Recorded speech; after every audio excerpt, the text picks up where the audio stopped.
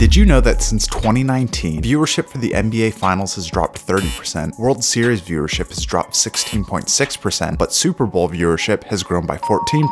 Why is interest in basketball and baseball dipping? You might make the argument that baseball is too slow and basketball stars rarely play, but it's more than that. Football has evolved in every way, ranging from equipment and culture to safety and strategy. At its core, it's still the violent chess game that we know and love, but today, there's little resemblance between the old NFL and the new. Regardless, the NFL's popularity has continued to grow over the past 40 years, and it's not slowing down. Here's why the NFL is king, and always will be. If you've been on baseball Twitter at all over the past few weeks, you've probably seen grown men crying over the new pitch clock, shift ban, and enlarged bases. The MLB is in a precarious position, and they're trying to make the game more digestible so they can reach a new audience, and good on them for trying something new. In the basketball world, where players have all the power, nothing is being done to curb load management. The NBA could decrease the total amount of games they play, adjust the quarter time, but instead, the league is content to deliver a mediocre product. When it comes to the NFL though, evolution and rule refinement is something that has been practiced since the inception of the league, and it's one of the main reasons why football continues to attract new demographics and make so much revenue. Up until the late 70s, baseball was the most watched sport in the USA, but a few changes were made to make football more exciting and help America's game surpass America's pastime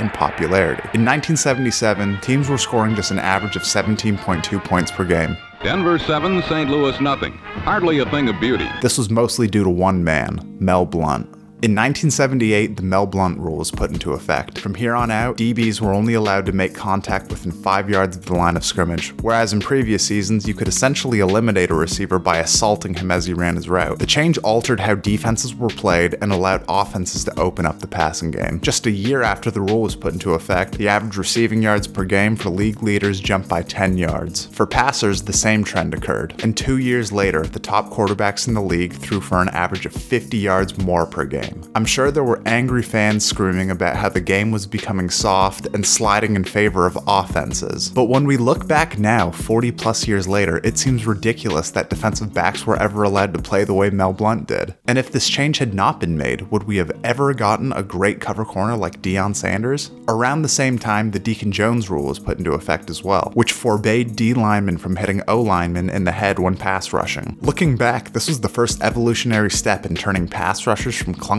brute strength big men to hyper-athletic bendy freaks. There are some other interesting rule changes that I'm not sure if people knew, did, or didn't exist. In 1983, it was official. Players could no longer use a helmet that is no longer worn by anyone as a weapon to strike or hit an opponent. I guess Myles Garrett never got the memo. And this one I found really interesting. Up until 1994, refs shot a starter pistol to signal the end of a quarter. It's hilarious that it took the NFL longer to adopt the mic over pistol method when 8 years earlier they had already adopted the first video review systems. Although it was extremely limited and caused long delays to games, it was a huge step forward, and this ultimately led to the coach's challenge system and the automatic review system that we have now. This may not seem like a big deal to some, but consider the fact that the biggest soccer leagues in the world just started adopting the VAR system in 2016. That means that every soccer match up until 2016 in all of history was decided by the referees on the field, regardless of if the calls were correct or not. Sure, there's a lot of resistance against video review, but the kinks will be ironed out. And don't lie to yourself, none of us really care how long it takes to get the call as long as it's benefiting our team. The biggest pushback that football fans have had related to rules have been when it comes to safety. I remember when the defenseless receiver rule came in, and I hated it. I loved watching Ed Reed, Troy Polamalu, and Brian Dawkins control the middle of the field. And I'd watch the Brian Dawkins Weapon X video every week before Pee Wee games.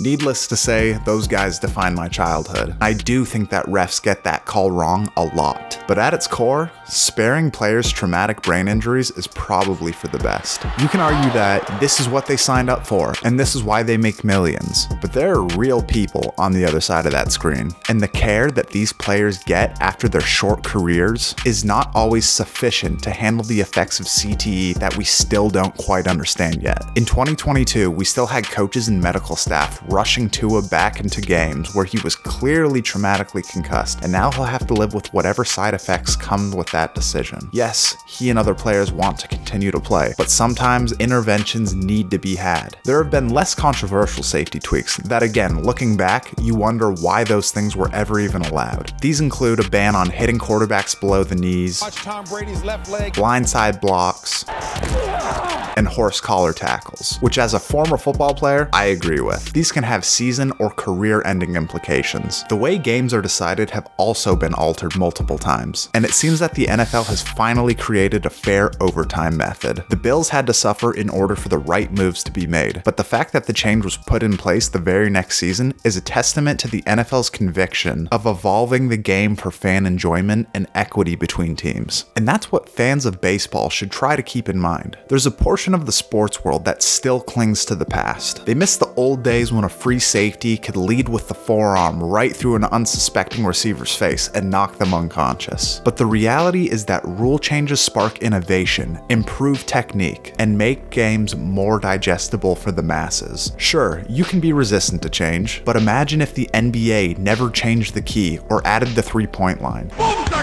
What if goalies still wore Jason masks? Or if golf balls were still made of horsehide and goose feathers?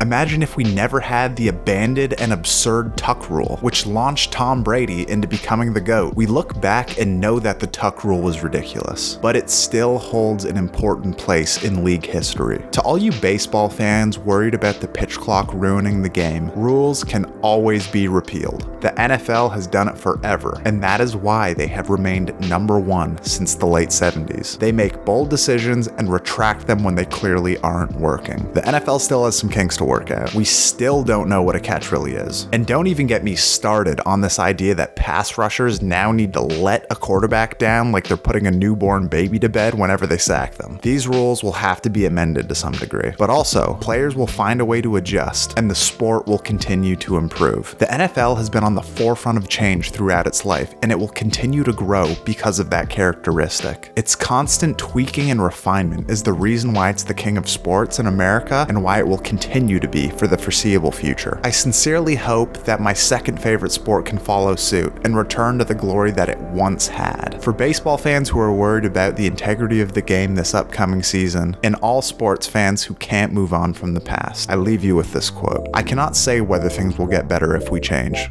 What I can say is they must change if they are to get better. Thank you so much for watching. If you enjoyed, I ask that you please like, share, subscribe, hit the bell, all of those things, and leave a comment on what rule you hate the most and what you would change in the NFL.